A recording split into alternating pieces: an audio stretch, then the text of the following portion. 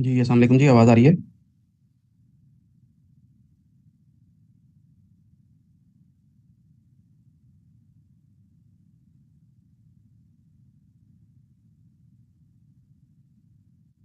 अच्छा, कोई क्वेश्चन है किसी का तो बताएंगे। अभी तक जो चीज़ें हम डिस्कस कर चुके हैं उसमें कोई कंफ्यूजन है किसी को या कोई क्वेश्चन है किसी का, बताएं।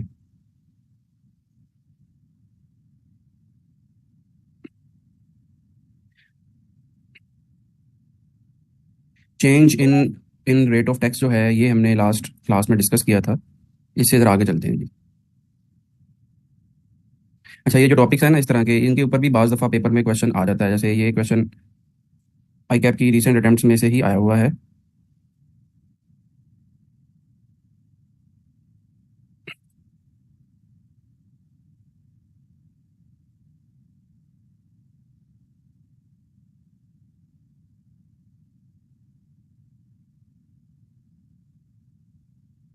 ये ना आपकी जो प्रैक्टिस मटेरियल जो मैंने आपसे शेयर किया है ना, उसमें जो क्वेश्चन नंबर 33 है ना, ये बड़ा इंपॉर्टेंट है जी। रीज़न बीइंग के क्वेश्चन नंबर 33 में जो आई कैप के पास पेपर में सिनेरियो बेस्ड क्वेश्चंस आ रहे हैं ना, या आ चुके हैं ओवर द लास्ट 5 ईयर्स, यानी जब से पेपर आपका ओपन बुक हुआ है, वो मैंने यहाँ पे कंबाइन किए हुए हैं। ठीक है। इसमें पिछली अटेम्प्ट का नहीं है, पिछली अटेम्प्ट में जो आया है क्वेश्चन वो भी मैं आपको करवा दूंगा। ठीक है। लेकिन जो scenario based question I cap में टेस्ट हो रहे हैं, वो क्वेश्चन नंबर 33 का जो ए पार्ट है ना, उसमें मैंने ए पार्ट और बी क्या है जी, हाँ, बी में मैंने खुद से बनाए हुए हैं कुछ सिनेरियोज। तो आपकी आई कैप की जो पेपर है, पास्ट पेपर, उसमें पिछली अटेम्प्ट को आप छोड़ दें, उसके अलावा जितनी भी अटेम्प्ट्स हैं वो सारे के सारे जो क्वेश्चंस हैं, चाहे वो न्यूमेरिकल हैं चाहे वो सिनेरियो बेस्ड क्वेश्चन है, वो बुक में अपडेटेड है। और कुछ क्वेश्चन जो है मैंने खुद से बनाए हुए हैं। ठीक है। तो इस तरह से मिल मिला के टोटल ये 45 के करीब क्वेश्चन बनते हैं। बाज़ क्वेश्चन के ए बी सी पार्ट भी हैं, तो इस तरह से अगर आप ऐड कर लेंगे तो मेरे ख्याल में शायद 50 या 60 क्वेश्चन बन जाएंगे। तो इन सारे क्वेश्चंस की आपने, नहीं अभी तो मैंने नोट शेयर किया ना आपसे, भी बुक अवेलेबल नहीं। तो इसमें ये 10th पार्ट है जी। नॉर्मली सिनेरियो बेस्ड क्वेश्चन किस तरह से आता है, उसमें एग्जामिनर जो है वो आपको इस तरह से लिख के देता है जी कि under the provisions of the act and the rules made thereunder. मतलब कि अगर ये जो चीज़ मैंने आपसे पूछी है इससे रिलेटेड कोई कॉन्सेप्ट जो है वो सेल्स टैक्स के रूल्स में भी दिया हुआ है, या कोई एसआरओ आया हुआ है या कोई सर्कुलर आया हुआ है, वो भी आपने साथ ही एक्सप्लेन करना है। Briefly advise the tax treatment in each of the following independent cases, also compute the amount of tax wherever applicable. अच्छा, जब भी सेल्स टैक्स में सिनेरियो बेस्ड क्वेश्चन आएगा ना, तो आपने उसको दो पॉइंट व्यू से देखना है। ठीक है। कुछ स्टूडेंट क्या करते हैं, वो नई लंबी चौड़ी उसमें कहानियां लिखने बैठ जाते हैं। सेल्स टैक्स के सिनेरियो बेस्ड क्वेश्चन में आपने देखना है कि अगर कोई ट्रांजैक्शन परचेज की है तो आपने उसके ऊपर इनपुट की इम्प्लीकेशन बतानी है। ठीक है। और अगर कोई ट्रांजैक्शन सेल की है तो आपने उसके ऊपर आउटपुट की इम्प्लीकेशन बतानी है। ठीक है। अगर इनपुट और आउटपुट दोनों उसने दे दिए हैं तो फिर आपने सेल्स टैक्स पेबल या रिफंडेबल जो है वो कंप्यूट कर देना है। ठीक है। यानी इसलिए उसने आगे लिख दिया कि जहां पे मैंने इनपुट और आउटपुट दोनों दिए हुए हैं, वहां पे जो है वो तुम कैलकुलेट भी कर दो। तो इसका 10th पार्ट है जी, ऑन 1 जनवरी 2024। अभी अब आपको जो पेपर में क्वेश्चन आएगा ना, इस वक्त जो टैक्स ईयर चल रहा है ये भी आपने याद रखना है। इस वक्त टैक्स ईयर 2025 चल रहा है, अगर मैं इनकम टैक्स की बात करूँ। ठीक है। यानी आपका टैक्स ईयर स्टार्ट हुआ है जुलाई 2024 से और एंड होगा 30 जून 2025 पे। इसको इनकम टैक्स के पॉइंट व्यू से तो इसको टैक्स ईयर कहते हैं, और इसको डिनोट करते हैं जहां पे जाके क्लोजिंग एंड हो रही होती है। ठीक है। यानी फाइनेंस एक्ट जो होता है ना, वो 24 की कंसिडर होता है। फाइनेंस एक्ट 2024 जो है ये टैक्स ईयर 2025 पे एप्लीकेबल होगा। इस तरह से चलता है ये सीक्वेंस। यानी फाइनेंस एक्ट 2023 जो था वो 2024 वाले साल पे एप्लीकेबल होगा, जो 22 जो था वो 23 पे एप्लीकेबल होगा, एंड सो ऑन। इस तरह से चलता है, क्योंकि फाइनेंस एक्ट जो है ना वो फाइनेंशियल ईयर एंड होने से पहले आ जाता है, इन जून में या मई में आ जाता है ना। तो इस दफ़ा भी जून में आया है, जून 2024 पे, तो उसको उस पॉइंट व्यू से वो फाइनेंस एक्ट ही कहते हैं। लेकिन वो एप्लीकेबल जो होता है ना, इमीडिएटली नहीं होता, वो एप्लीकेबल अगले साल से होता है। ठीक है। जी जी, एसआरओ में जो आखिरी वाले 4 पॉइंट्स हैं ना, रिटर्न्स वाले और डेबिट क्रेडिट नोट वाले, वो सभी पे एप्लीकेबल, ऐसा ही है। तो आपने एक बात याद रखनी है कि आपको पेपर में जो क्वेश्चन आएगा इनकम टैक्स के पॉइंट ऑफ व्यू से, वो टैक्स ईयर 2025 का आएगा। ठीक है, नंबर वन। सेल्स टैक्स में चूंकि टैक्स ईयर नहीं होता, सेल्स टैक्स में चूंकि टैक्स पीरियड होता है, तो इसमें कोई भी एक टैक्स पीरियड वो आपको बना के दे देगा। नॉर्मली जो ऑब्जर्व किया गया है कि दिसंबर जो अटेम्प्ट होती है ना, उसमें वो आपका जो ईयर एंड बनाता है, वो जो पीरियड बनाता है ना टैक्स पीरियड, या मंथ एंड बनाता है, वो नवंबर बनाता है। यानी नवंबर 2024 की वो आपको डाटा दे देगा और आपसे कहेगा कि वो कैलकुलेशन कर दो। ठीक है। तो ये आपने ध्यान में रखना। तो वो कह रहा है जी, on January 2024 Ahmed issued purchase order to care enterprises, a registered person, for purchase of CCTV cameras worth rupees 300,000 exclusive of sales tax for his shop. He made an advance payment of 20% against an advance payment received on the same date. The remaining 80% was paid on 25th February 2024 when the cameras were delivered to Ahmed. On 5th March 2024, C staff installed the camera in Ahmed's shop. On 14th February 2024, the government announced an increase in the rate of sales tax from 17 to 18%. Required क्या है जी? Explain the amount of sales tax charged by CE to Ahmed. कि सी जो है वो, यानी जो care enterprise है, care एंटरप्राइजर basically इस क्वेश्चन के अंदर सेलर है, और अहमद जो है जो पीओ इशू कर रहा है वो परचेजर है। ठीक है, वो ये कह रहा है कि सी जो है वो अहमद को जो सेल्स टैक्स चार्ज करेगा ना वो कैलकुलेट करो। यानी इस क्वेश्चन में आपने क्या कैलकुलेट करना है बताएं जी? पहले हमेशा क्वेश्चन में ये डिटरमिन करना होता है कि आंसर देना किस चीज़ का है। अगर उसने आखिर में ये बात ना लिखी होती ना, ये वाली, तो फिर आपने दोनों के पॉइंट ऑफ व्यू से क्वेश्चन का जवाब देना था। पहले बताना था कि अहमद के पॉइंट ऑफ व्यू से क्या होगा, क्योंकि अहमद का तो इनपुट है, और फिर बताना था कि सीई के पॉइंट ऑफ व्यू से क्या होगा। ठीक है जी, समझ आ गई बात की? अब यहाँ पे उसने स्पेसिफिकली आपको कहा है कि सिर्फ सीई ने जो सेल्स टैक्स चार्ज करना है अहमद को वो कैलकुलेट कर दो। 20% अमाउंट जो है वो उसने पार्शल एडवांस पे किया है जनवरी 2024 में। ठीक है, रिमेनिंग जो 80% है वो 25 फरवरी को पे किया, और जो डिलीवरी हुई है और इंस्टॉलेशन हुई है, सॉरी 25 फरवरी को रिमेनिंग, यानी एक्सेल पे अगर हम लिख लें,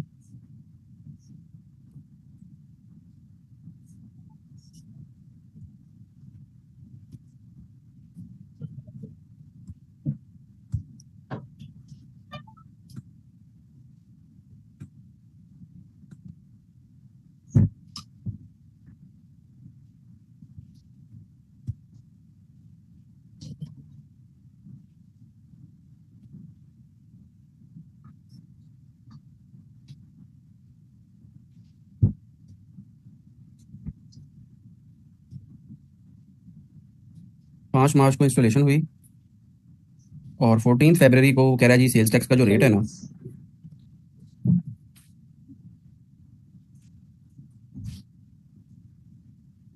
अब बताएं जी क्या होगा आंसर इसका?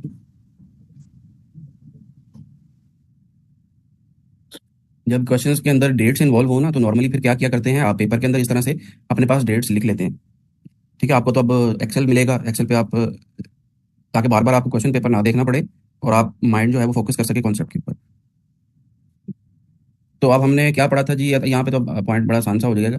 इंस्टॉलेशन से तो हमारा कोई ताल्लुक नहीं है। ठीक है, हमने पढ़ा था या तो एडवांस के ऊपर सेल्स टैक्स लगना है, या डिलीवरी के वक्त लगना है, या मेड अवेलेबल के वक्त। ठीक है, प्रोडक्ट चाहे इंस्टॉल होती है नहीं होती, उसका सेल्स टैक्स की चार्जेबिलिटी से कोई ताल्लुक नहीं है। ठीक है, इसी तरह एक बात और आपने याद रखनी है कि इनवाइस की इशुएंस का सेल्स टैक्स की चार्जेबिलिटी से कोई ताल्लुक नहीं है। ठीक है, इनवाइस की इशुएंस का वर्ड कहीं नहीं लिखा हुआ टाइम ऑफ सप्लाई में। तो कल को ये भी आपको एग्जामिनर कंफ्यूज करने के लिए हो सकता है। तो अब ये वाली बात तो सीधे सीधे यहाँ से निकल गई 25 मार्च वाली। ठीक है, ये खत्म हो गई। अब ऊपर वाली दो बातें रह गई। 20% एडवांस उसने पार्शल दिया था, 80% डिलीवरी पे दिया था। हमने पढ़ा हुआ है कि अगर पार्शल एडवांस दिया था तो सेल्स टैक्स की चार्जेबिलिटी उसी वक्त हो जाएगी। ठीक है, तो और अमाउंट कितनी दी थी? चलिए मैं इसका सोल्यूशन निकाल लेता हूँ जी, 10th पार्ट है।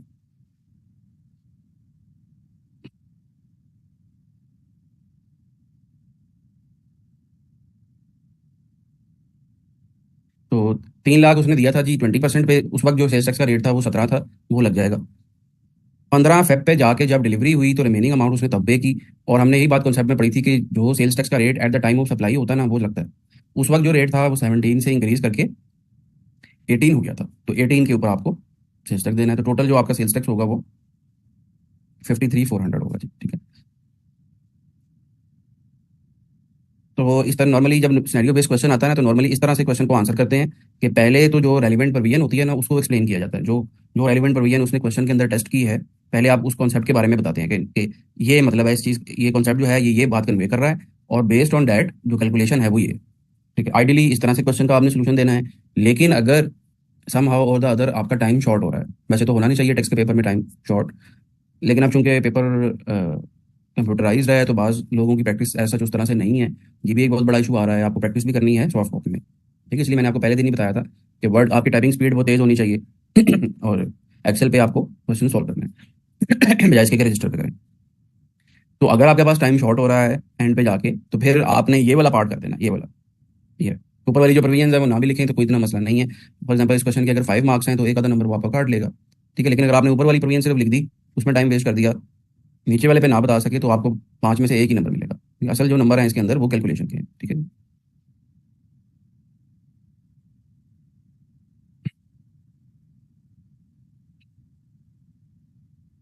अच्छा, अब अगर कल कोई क्वेश्चन आपको पेपर में एग्जामिनर इस तरह से भी पूछ सकता है कि अहमद के पॉइंट ऑफ व्यू से बताएं क्या होगा। अहमद के पॉइंट ऑफ व्यू से 20% पेमेंट हुई है अहमद की तरफ से जनवरी में, और 80% पेमेंट जो है फरवरी में हुई है। अहमद को इसके ऊपर इनपुट मिलना है। अब बताएं जी, अहमद को इनपुट कब मिलेगा? क्या बताया था मैंने आपको? कि एडवांस के केस में क्वेश्चन के अंदर उसने एक हिंट दिया हुआ है, एक लाइन लिखी हुई है, वो और से पढ़ें क्या लिखा हुआ है।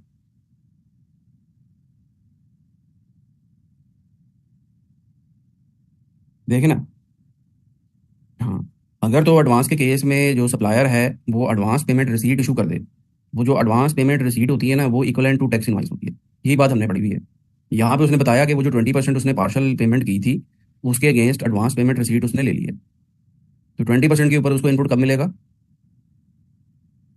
जनवरी में ही मिल जाएगा। ठीक है। और रिमेनिंग जो 80% है वो तो ऑब्वियसली इनवाइस की इशुएंस होगी उस वक्त, तो रिमेनिंग 80% जो है वो फरवरी में मिलेगा। ठीक है। अगर ये बात ना लिखी होती एडवांस पेमेंट रिसीट वाली, तो फिर यानी अगर क्वेश्चन साइलेंट होता, फिर आपके पास ऑप्शन था, आप दोनों चीज़ें बता सकते थे, दोनों चीज़ें अज्यूम कर सकते थे। आप अज्यूम कर लेते कि एडवांस पेमेंट रिसीट जो है वो जनवरी में ही मिल गई, या आप अज्यूम कर सकते थे नहीं जी एडवांस पेमेंट रिसीट जनवरी में नहीं मिली, फरवरी में जब इनवाइस इशू होगी तो तब इनपुट मिलेगा। ठीक है।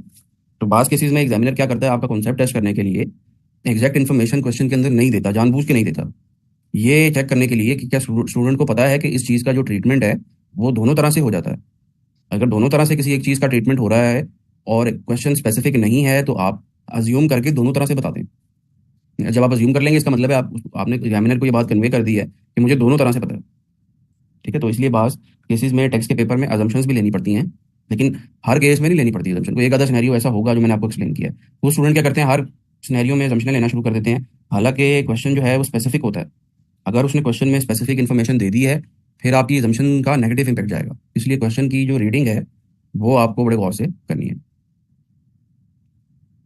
जी समीउल्लाह, मैंने आपको उसी वक्त बताया था कि अगर 100% एडवांस आपको मिल रहा है, कंप्लीट एडवांस, तो फिर आपने 18/118 करना है। उसके पीछे लॉजिक मैंने आपको बताई थी कि उसके बाद तो उस पार्टी ने आपको कुछ नहीं देना, उसने बस 2 लाख आपको दे दिया, उस 2 लाख में सेल्स टैक्स भी शामिल है, तो उस वक्त आपने 18/1। लेकिन अगर आपको पार्शल एडवांस मिल रहा है तो फिर सेल्स टैक्स जो है वो आपने अलहदा से कैलकुलेट करना है, 18/100 करना है। रीजन बीइंग कि जब डिलीवरी होगी या जब इनवाइस की इशुएंस होगी ना, तब वो जो टोटल सेल्स टैक्स है वो आपको पे करना पड़ेगा, यानी आप उसे ले लोगे। ठीक है जी।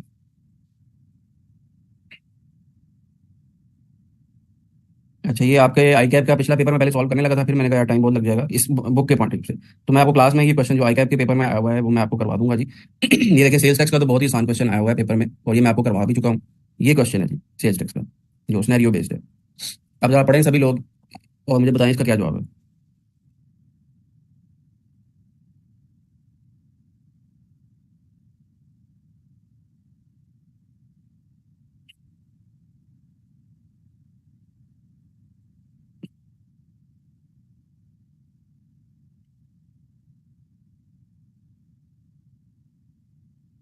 जी समीउल्लाह, लास्ट पे आपका मैसेज था, आप बताएं इस क्वेश्चन का क्या आंसर होगा।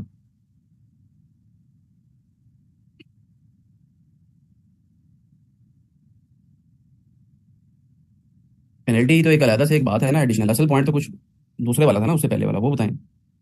पहले तो आपने इसके अंदर ये बताना है कि उसके लिए मैंडेटरी है भी या नहीं है इंटीग्रेशन। उसके लिए उसने क्वेश्चन में हिंट दिया हुआ है कि वो एयर कंडीशनिंग मॉल में एज अ रिटेलर के तौर पे ऑपरेट कर रहा है। आपने बताना है कि वो टीयर 1 की कैटेगरी में आ जाएगा, और टीयर 1 के लिए मैंडेटरी है कि वो इंटीग्रेट करे। पहले यहाँ से बात शुरू करनी है। ठीक है। फिर आगे उसके कॉन्सिक्वेंसेज बताने हैं कि चूंकि वो इंटीग्रेट नहीं कर रहा, तो ये उसके इम्प्लीकेशंस होंगी। 60% जो है वो इनपुट रिड्यूस हो जाएगा, बिजली और गैस का कनेक्शन डिस्कनेक्ट हो जाएगा, और वो जो 2 पेनल्टीज डिटेल में मैंने आपको बताई थी, उसके लिए अगर आप याद कर लें तो सबसे बेस्ट है, आपका टाइम सेव हो जाएगा। रिकमेंडेड मैं ये करता हूँ हमेशा स्टूडेंट्स को कि जो पेनल्टीज मैंने नोट्स में दी हुई हैं, 6-7 ही हैं, उनको याद कर लें। ठीक है, ताकि पेपर में आपका टाइम वेस्ट ना हो।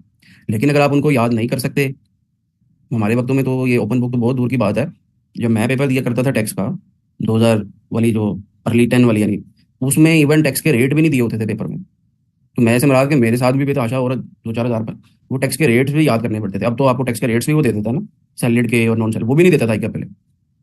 तो हम लोग याद कर लेते थे। यानी जो मेमोरीज का मतलब ये हुआ कि बेसिकली ये जो यंग एज होती है, 20, 25, 30 साल की उम्र प्रति, इसके दौरान जो होता है ना, वो बंदे की जो मेमोराइजेशन होती है वो बहुत स्ट्रांग होती है।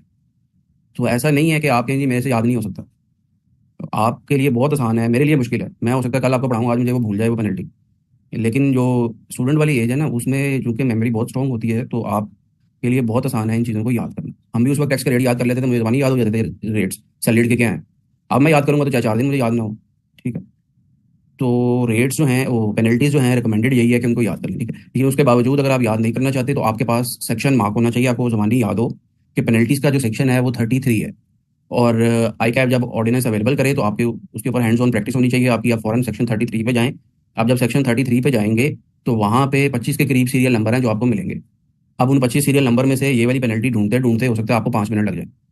ठीक है। अगर याद नहीं करना तो एटलीस्ट सीरियल नंबर याद करके रखो कि भाई ये जो टीयर 1 वाली पेनल्टी थी ना, ये सीरियल नंबर 15 पे दी हुई थी। वैसे तो मैंने शायद इसमें सीरियल नंबर भी लिखा होगा समरी में।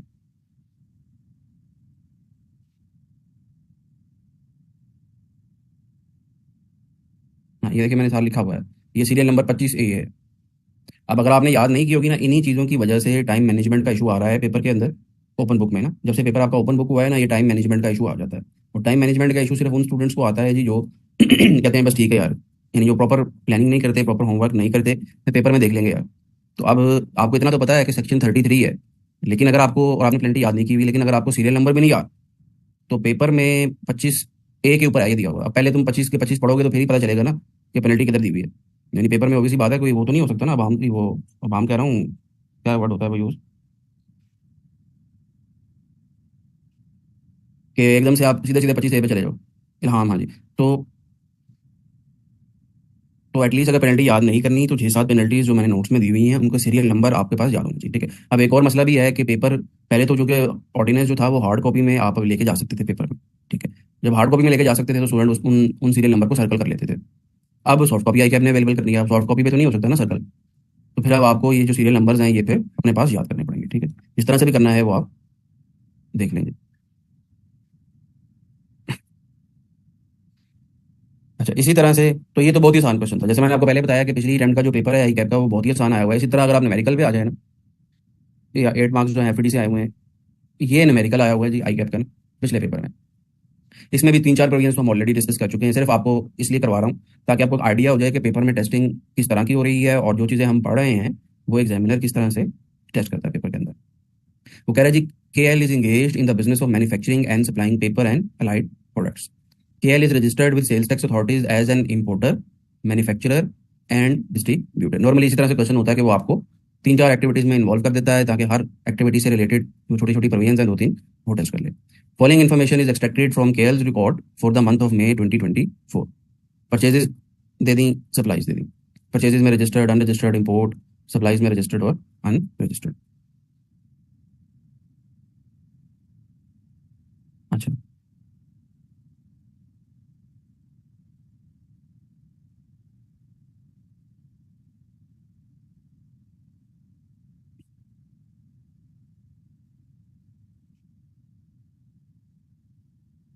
हाँ, अब ये देखें, सप्लाईज टू अनरजिस्टर्ड पर्सन। खैर ये भी मैंने आपको नहीं पढ़ाया, अभी तो अभी छोड़ दें इसको, ये भी नहीं होगा। हाँ, एक चीज पढ़ाई हुई है पहले। Supplies to unregistered person include ₹2.1 million for the supply of printer paper to a cottage industry in Lahore. कि आपने 2.1 मिलियन की सेल्स की हैं कॉटेज इंडस्ट्री को लाहौर के अंदर। तो जब आप सेल करेंगे कॉटेज इंडस्ट्री को, कॉटेज इंडस्ट्री लायबल टू भी रजिस्टर्ड नहीं होती, इसलिए अनरजिस्टर्ड है। ठीक है। तो आप सेल्स टैक्स चार्ज करेंगे या नहीं करेंगे, ये तो मैंने आपको पढ़ाया हुआ है। हाँ, सेल्स टैक्स चार्ज होगा। एक बात इसके अंदर रह गई कि क्या फर्दर टैक्स भी लगेगा या नहीं लगेगा। जब आप अनरजिस्टर्ड को सेल करते हैं ना, तो लॉ में ये बात लिखी हुई है कि 4% फर्दर टैक्स भी लगेगा। ठीक है। लेकिन वो 4% फर्दर टैक्स की जो एक्सेप्शन आ रही हैं ना, उन एक्सेप्शन में एक बात लिखी हुई है, अभी से याद कर लीजिएगा, अभी मैंने चूंकि आपको पढ़ाया नहीं है, लेकिन ये बात याद कर लें कि जो भी बंदा लाइबल टू बी रजिस्टर्ड नहीं है उसको जब आप सेल करोगे तो फर्दर टैक्स नहीं लगेगा। ठीक है। यानी जिस बंदे के बारे में खुद से लॉ में लिख दिया है कि भाई इसने रजिस्टर्ड नहीं होना, जैसे एंड यूजर है, अब एंड यूजर के लिए तो लॉ में लिखा हुआ है कि उसने रजिस्टर्ड नहीं होना। ठीक है। या आपकी कॉटेज इंडस्ट्री है, या आपका जो अदर देन टीयर 1 की कैटेगरी के रिटेलर्स हैं, इनको तो आपने खुद से लॉ में लिखा हुआ है कि रजिस्टर तुमने नहीं होना। जब आपने खुद से लॉ में लिखा हुआ है तो फिर उसको क्यों पेनलाइज कर रहे हो? ठीक है, तो इस पर फर्दर टैक्स नहीं लगना। ठीक है। The rest of the supplies to unregistered person consisting of paper bags and cups were made to end user in Lahore and Multan. Remaining जो सेल है वो एंड यूजर को की है, एंड यूजर पे लगना था फर्दर टैक्स, उस पर भी नहीं लगना है। ठीक है जी। अच्छा, अब ये देखें जी, फर्दर इन्फॉर्मेशन नॉट इंक्लूडेड अब, मतलब कि ये जो ऊपर मैंने ब्रेकअप दिया हुआ है ना टेबल के अंदर, देखिए हमारी जो क्लासेस चल रही है ना, उसमें इतना टाइम अवेलेबल नहीं होगा कि मैं आपको अलहदा से क्वेश्चनों की प्रैक्टिस करा सकूं। ठीक है, एक वीक में मैं नॉर्मली न्यूमेरिकल्स अलहदा से करा दिया करता हूँ, लेकिन मीनवाइल ये जो साथ साथ मैं आपको चीज़ें करा रहा हूँ ना, यही समझ लें प्रैक्टिस है। यानी टोटल 45 क्वेश्चन हैं, तो हो सकता है मैक्सिमम मैं आपको 10 या 15 क्वेश्चन क्लास में करवा दूँ। बाकी के क्वेश्चन जो हैं वो आपने खुद से करने हैं, लेकिन उनको करने के लिए जो अंडरलाइन कॉन्सेप्ट्स हैं वो सारे के सारे मैं आपको कन्वे कर दूंगा। तो प्रैक्टिस ज़्यादातर आप लोगों ने खुद से करनी है। ठीक है। अच्छा, हाँ वो तो मैं आपको बता रहा हूँ ना, जो मेन मेन क्वेश्चन है वो मैं आपको करवा दूंगा ना 10-15।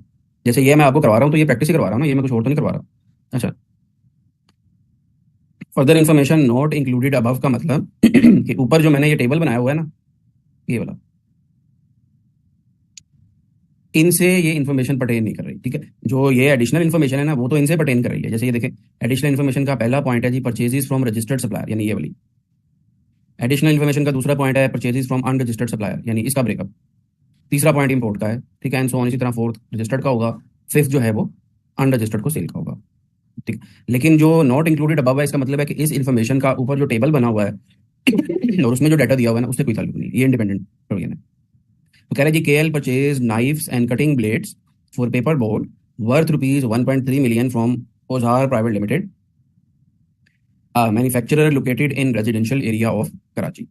APL is using a commercial electricity meter and has an annual turnover of rupees 7.5 million। यानी अब KL ने परचेज की है। अच्छा, दूसरी चीज़ एक और अक्सर स्टूडेंट को कंफ्यूज करती है कि वो जो प्रोडक्ट का नाम है ना, उसको पढ़ के वो परेशान हो जाते हैं कि यार पता नहीं ये पेपर और ये नाइफ्स और ये ब्लेड वगैरह इसने खरीदे हैं, पता नहीं इनके ऊपर क्या सेल्स टैक्स है। सेल्स टैक्स का एक जनरल प्रिंसिपल मैंने आपको एक्सप्लेन कर दिया है कि सिक्स स्केजुअल के अलावा बाकी जितनी भी प्रोडक्ट्स हैं उनके ऊपर सेल्स टैक्स चार्ज होगा। ठीक है, जो सिक्स स्केजुअल में आइटम्स आ रही हैं वो मैं आपको डिटेल में पढ़ा दूंगा।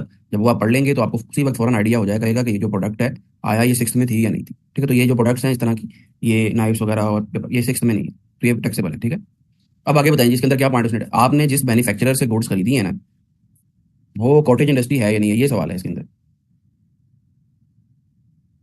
हाँ जी, वो कॉटेज इंडस्ट्री नहीं है। बाकी सारी कंडीशंस तो उसमें मीट हो रही हैं, लेकिन वहां पे एक कंडीशन और थी। क्या थी वो? कि उसका जो बिजली का मीटर है वो रेजिडेंशियल होना चाहिए। यहाँ पे उसने बताया है कि उसका जो मीटर है वो कमर्शियल है।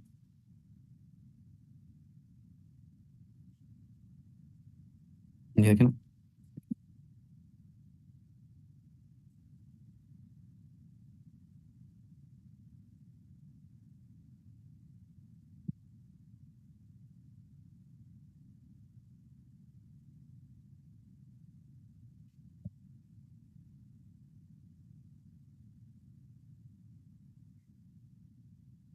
हाँ ठीक है, ये आपकी बात ठीक है, इंडस्ट्रियल का वर्ड है, कमर्शियल का नहीं है।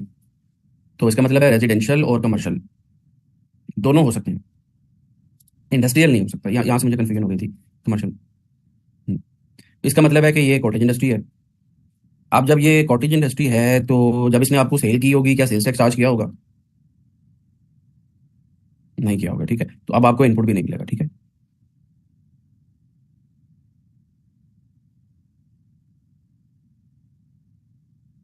हाँ, ये दो पॉइंट्स ही हैं अभी तक जो हमने पढ़े हैं, जो पेपर में टेस्ट हो चुके हैं जी, बाकी की बातें अभी हमने नहीं पढ़ी।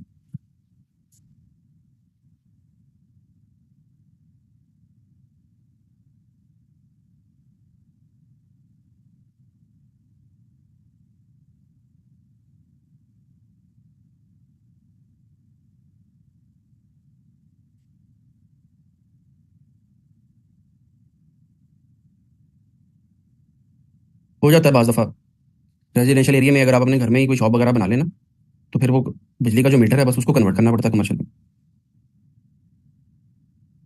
अक्सर आप देखेंगे ना कि गली मोहल्लों में भी उन्होंने शॉप्स ओपन की होती हैं।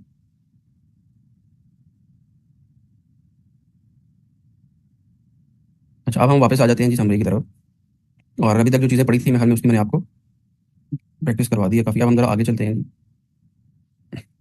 और आज का हमारा अगेन ये जो टॉपिक है बहुत इंपॉर्टेंट है जी। 12 मरतबा हर दूसरी या तीसरी अटेम्प्ट में इस टॉपिक में से पेपर में क्वेश्चन आ रहा है जी। वैल्यू ऑफ सप्लाई, कि सेल्स टैक्स किस वैल्यू पे चार्ज करना है, ठीक है। अच्छा, अगेन ये वाला जो कॉलम है पहले वाला, ये इंपोर्टर का है। और ये वाला जो कॉलम है, ये ऊपर इस तरह एक्सप्लेन किया हुआ है कि ये पहले पेज पे ये इन लोगों के लिए है, ये इन लोगों के लिए, ये वाले manufacturer, dealer, distributor, wholesaler and retailer. तो इंपोर्टर की अगर मैं बात कर लूँ, इंपोर्टर के ऊपर मैंने आपको लास्ट क्लास में एक तरीकाकार बता दिया था कि इंपोर्ट के केस में सेल्स टैक्स किस वैल्यू पे लगता है जी। आपकी जो इनवॉइस वैल्यू होती है उस पे नहीं लगता, ठीक है, या जिसे लैंडेड कॉस्ट भी कहते हैं। लैंडेड कॉस्ट पे नहीं लगता, बल्कि उस वैल्यू पे लगता है जो कस्टम एक्ट के तहत कैलकुलेट की जाती है, यानी कस्टम असेस्ड वैल्यू, ठीक है। और फिर हमने एक बात और की थी कि सीक्वेंस को आपने बड़ा स्ट्रिक्टली फॉलो करना है। बास केसेस में एग्जामिनर सीक्वेंस बता देता है पेपर में, बास केसेस में वो सीक्वेंस नहीं बताता, आपको खुद से कैलकुलेट करना है। तो sequence should be strictly followed. Firstly add all duties, then FED, then sales tax and lastly income tax, ठीक है। और फिर आपने कस्टम ड्यूटी ऐड करने के बाद कंपाउंडिंग करनी है। ये वाला एग्जांपल जो मैंने बताई थी, ये वाली, इसको सभी लोग एक दफ़ा देख लें, ये वाली, क्योंकि ये बहुत इंपॉर्टेंट है। अगर कोई कंफ्यूजन है तो बताएं, वरना आगे चलते हैं।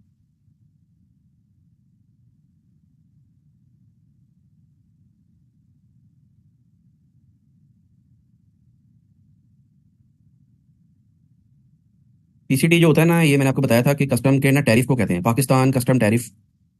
ये हर प्रोडक्ट का ना उन्होंने ना एक पीसीटी कोड रखा हुआ है। जितने भी प्रोडक्ट है ना, एचएस कोड या पीसीटी कोड। मिसाल के तौर पर जैसे ये पेपर में क्वेश्चन आया है नाइफ का। अब नाइफ पता नहीं कितनी किस्म के होंगे, तो उन नाइफ को ना उन्होंने नंबर, एक नंबर लगाया होगा कि नाइफ का नंबर है फलाना फलाना।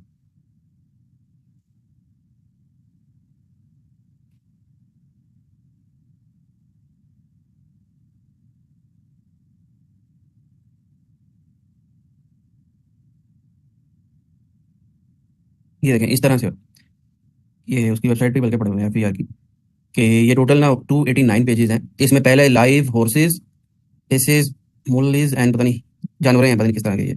उसमें वो हॉर्स को बता रहा है जी, हॉर्स का जो पीसीटी कोड है, जो प्योर ब्रीड वाला है, उसको मैंने ये कोड लगाया हुआ है। जो अदर्स हैं वो इसमें आ रहे हैं। जो लाइव बुवाइन एनिमल्स हैं, यानी जो आपके डोमेस्टिक एनिमल्स हैं, उनको ये कोड लगा हुआ है, ठीक है। काऊ का ये कोड है, बुल का ये कोड है, एंड सो ऑन। ये बेसिकली आइडेंटिफिकेशन के लिए है। इस नंबर से, इस नंबर पर जब आप जाएंगे तो आपको पता चल जाएगा कस्टम ड्यूटी कितनी है, ठीक है, या रेगुलेटरी ड्यूटी कितनी है, या सेल्स टैक्स कितना है, या इनकम टैक्स कितना है। तो ये जो एफबीआर की साइट से डाउनलोड हुआ है ना, इसमें तो सिर्फ कस्टम ड्यूटी आ रही है। अक्सर जो अच्छी किताबें हैं ना, ये आपको कभी प्रैक्टिकली यूज़ करना पड़ सकता है फ्यूचर में, तो आपको पता होना चाहिए कि अक्सर कस्टम टैरिफ की ना एक बुक मिलती है मार्केट से। वो आपके लिए प्रैक्टिकल पॉइंट ऑफ व्यू से हेल्पफुल होगी, पेपर के पॉइंट ऑफ व्यू से नहीं। कि वो अगर आपके पास होगी, आपको कल को किसी भी प्रोडक्ट का के ऊपर टैक्सेस एंड ड्यूटीज़ का स्ट्रक्चर चाहिए, कि भाई मैंने ये काऊ इंपोर्ट करनी है, तो काऊ के ऊपर ड्यूटी कितनी लगेगी, सेल्स टैक्स कितना लगेगा, इनकम टैक्स कितना लगेगा, तो वो सारा उस पाकिस्तान कस्टम टैरिफ की जो बुक है ना उसके ऊपर दिया होता है। इस तरह से दिया होता है, आप उसका पीसीटी कोड देखते हैं, और उस पीसीटी कोड में आगे उसने सारी चीज़ें दी होती हैं। यहाँ पे तो सिर्फ कस्टम ड्यूटी दी हुई है ना। उसने आगे बताया होगा कि भाई अगर तुम इसको इंपोर्ट करोगे तो रेगुलेटरी ड्यूटी कितनी लगेगी, अगले कॉलम में। अगले कॉलम में बताया होगा कि एफडी कितनी लगेगी, इनकम टैक्स कितना लगेगा, और सेल्स टैक्स कितना लगेगा, ठीक है।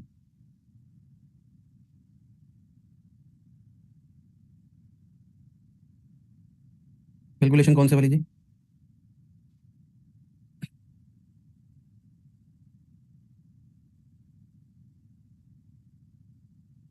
जी मैं दिखाता हूँ, एक सेकंड।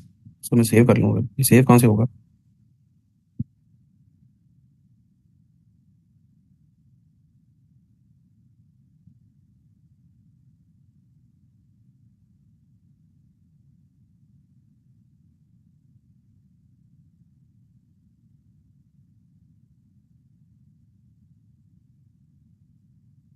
प्रिंट कहाँ लिखा हुआ है?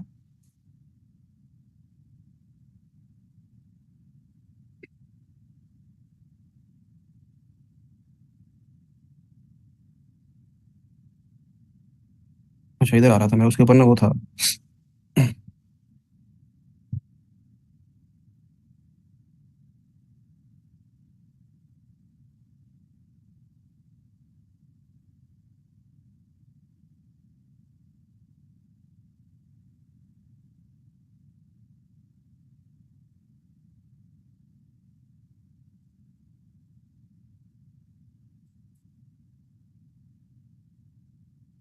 जी ये एक्सेल पे आ गया जो मैं, और बताएं जो।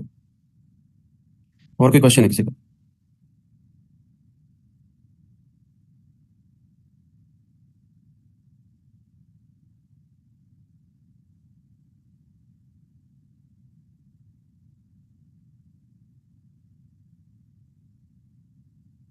अच्छा, आगे चलते हैं।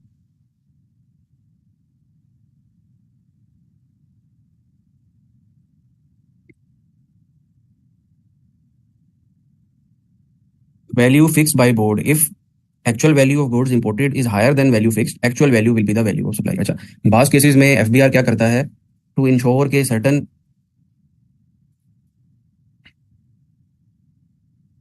नहीं आप कैलकुलेट नहीं करेंगे, वो जो कस्टम टैरिफ की बुक आपको मिलेगी ना, उसमें उसने खुद से लिखी होगी, आपने नहीं कैलकुलेट करना। किताब के अंदर दी होगी ना टैरिफ, जो आप किताब खरीदोगे ना कस्टम टैरिफ, उसमें लिखा होगा, ठीक है। अच्छा, इसीलिए तो फायदेमंद है, अगर आपने खुद से कैलकुलेट करनी है तो फिर किताब खरीदने की क्या जरूरत है, फिर तो खुद से कर लो।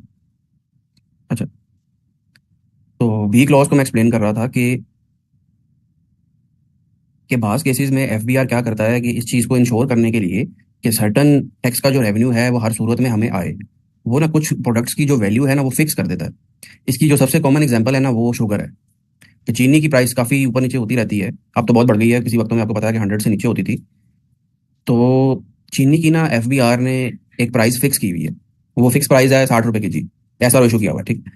अब अगर तो चीनी की एक्चुअल जो वैल्यू है वो 60 रुपये से ज़्यादा है, आपने एक्चुअल जो इम्पोर्ट की वो थी 100 रुपये की, या आपने जो एक्चुअल सेल की वो थी 100 रुपये की, तो फिर एक्चुअल वैल्यू पे सेल्स टैक्स लगेगा, ठीक है। लेकिन अगर एक्चुअल वैल्यू उस फिक्स्ड वैल्यू से कम हो जाए तो फिर सेल्स टैक्स जो है वो फिक्स्ड वैल्यू पे लगेगा, ठीक है। ये बात इंपोर्ट में भी लिखी हुई है ये, और ये बात जब मैं सप्लाई पे आऊंगा ना इधर, तो इधर भी आपको ये क्लॉज मिलेगी,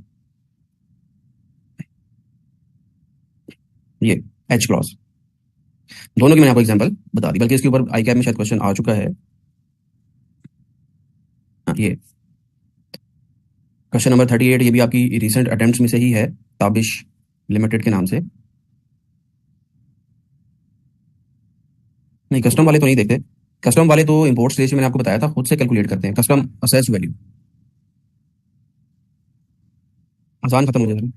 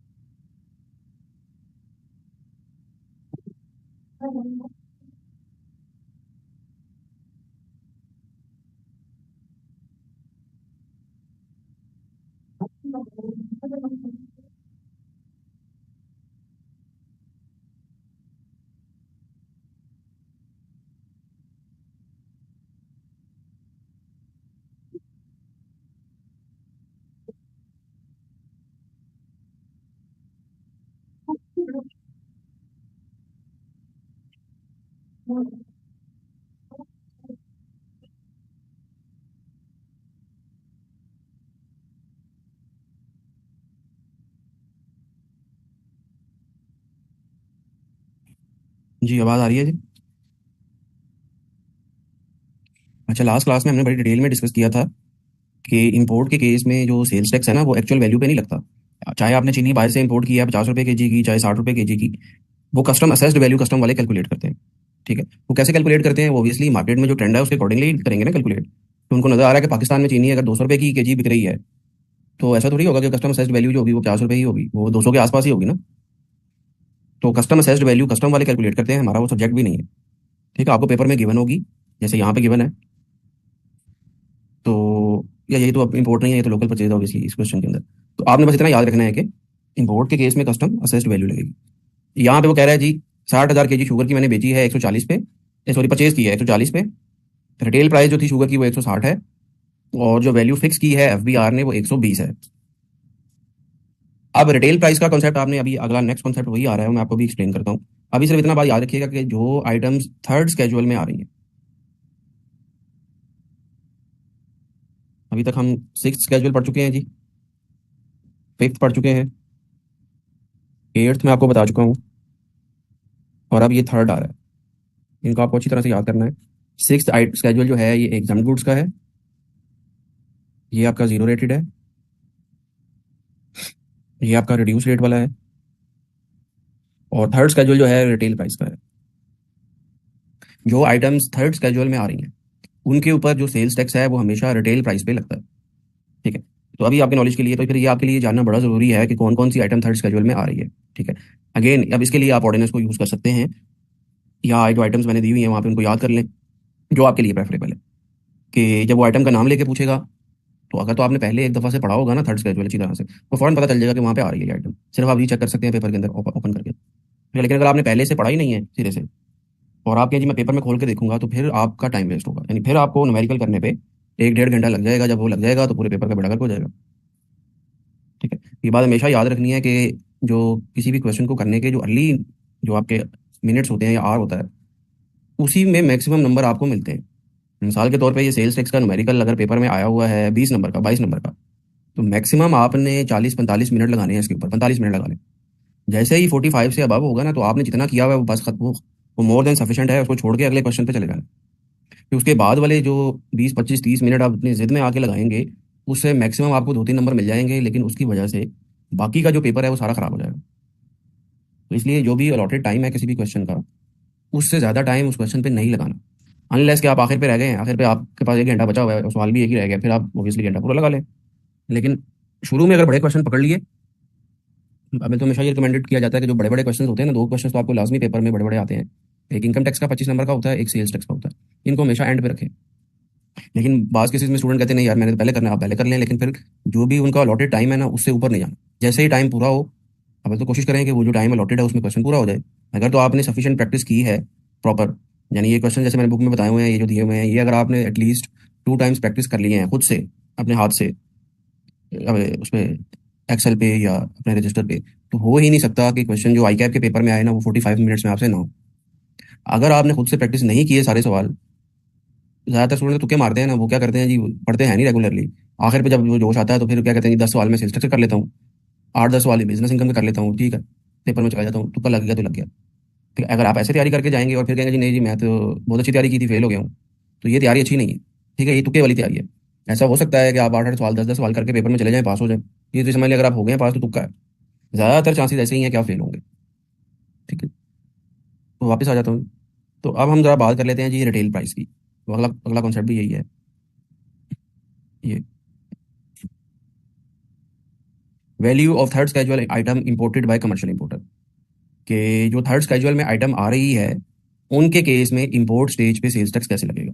क्या कस्टमर सर्च वैल्यू पे लगेगा? कह रहे नहीं, commercial importers of goods listed in third schedule will pay sales tax at import stage on retail price instead of customer search value. The अच्छा, यहाँ तक बस अभी रुक जाता हूँ, बाकी की बातें बाद में करता हूँ। देखिए, सबसे पहले तो आपको ये बात पता होनी चाहिए कि ये रिटेल प्राइस क्या होती है जी। कोई बता सकता है जी रिटेल प्राइस का मतलब क्या होता है?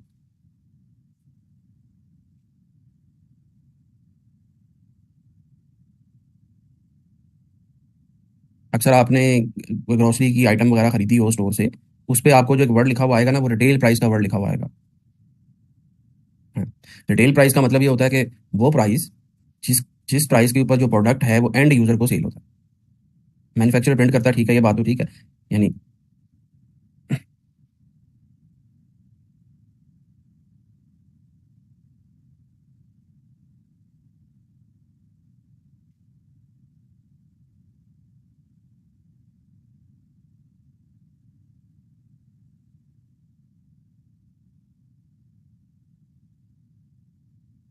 फिर ये पाकिस्तान में ये एक लॉ है जी, कानून है कि जो थर्ड स्केजुअल आइटम्स हैं उनके ऊपर जो रिटेल प्राइस है ना वो आपने प्रिंट करनी है। अगर आप प्रिंट नहीं करेंगे तो आपको पेनल्टी लगेगी। चाहे आप मैन्युफैक्चरर हैं उन थर्ड स्केड्यूल आइटम के, चाहे आप कमर्शियल इंपोर्टर हैं, यानी उनको एज इट इज़ इंपोर्ट करके बेच रहे हैं, आपके लिए मैंडेटरी है कि आप उस प्रोडक्ट के ऊपर रिटेल प्राइस जो है वो प्रिंट करें। अच्छा, अब अगला पॉइंट ये आ गया कि रिटेल प्राइस निकलेगी कैसे। देखें, हमने एक सप्लाई चेन पढ़ी थी कि एक मैन्युफैक्चरर होता है, मैन्युफैक्चरर आगे प्रोडक्ट जो है वो सेल करता है आपके डीलर को या डिस्ट्रीब्यूटर को, डिस्ट्रीब्यूटर जो है वो होलसेलर को सेल करता है, होलसेलर जो है वो रिटेलर को सेल करता है, और रिटेलर जो है वो एंड यूजर को करता है। इसका मतलब ये हुआ कि मैन्युफैक्चरर ने तो जो प्रोडक्ट सेल करनी है ना, वो डीलर या डिस्ट्रीब्यूटर को करनी है। ठीक है, लेट्स सपोज मैन्युफैक्चरर ने 100 की गुड्स खरीदी, यानी 100 रुपए का रॉ मटेरियल खरीदा, उस पर 18% सेल्स टैक्स दिया, उस रॉ मटेरियल को कन्वर्ट किया फिनिश गुड्स के अंदर, और डीलर या डिस्ट्रीब्यूटर को 200 की सेल कर दी, और 200 के ऊपर जो है वो 18% टैक्स जो है वो डीलर से ले लिया। डीलर ने वही प्राइस जो है वो होलसेलर को 300 की सेल कर दी, और उसके ऊपर जो है वो होलसेलर से 54 का सेल्स टैक्स ले लिया। ठीक है, होलसेलर ने वही प्रोडक्ट जो है वो रिटेलर को 400 की सेल की, और रिटेलर से 18% ले लिया, और होलसेलर ने वही प्रोडक्ट जो है वो एंड यूजर को 500 की सेल करी।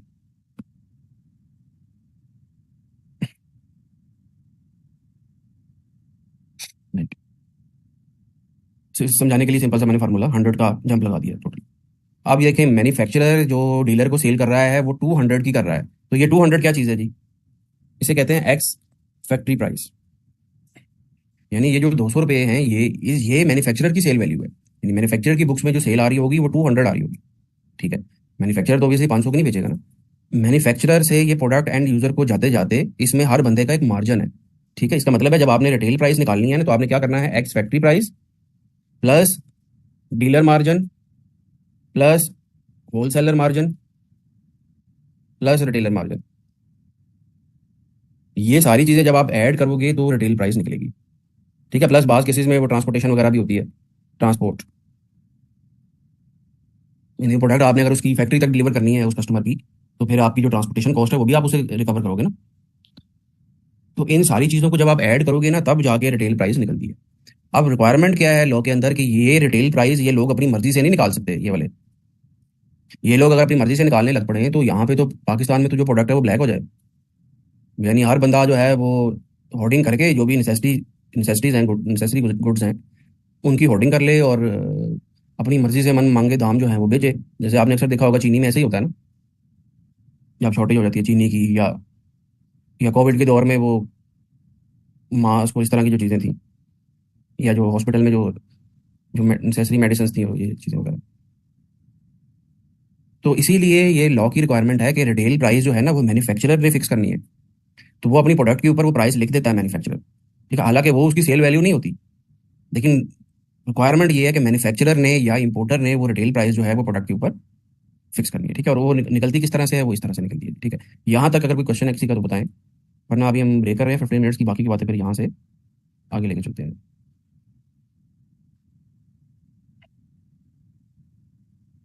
ठीक है जी, ब्रेक के बाद।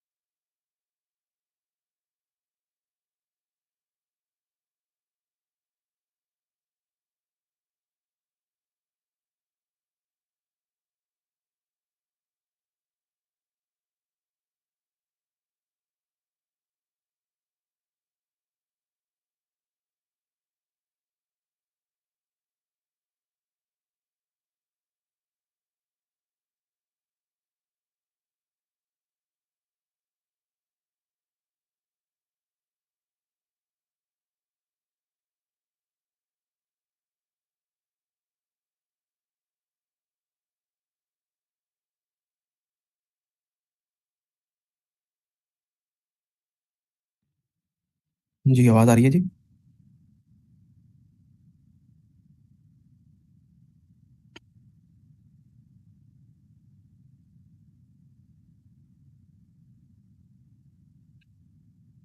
जी जो लोग ऑनलाइन हैं उनको आवाज़ आ रही है मेरी।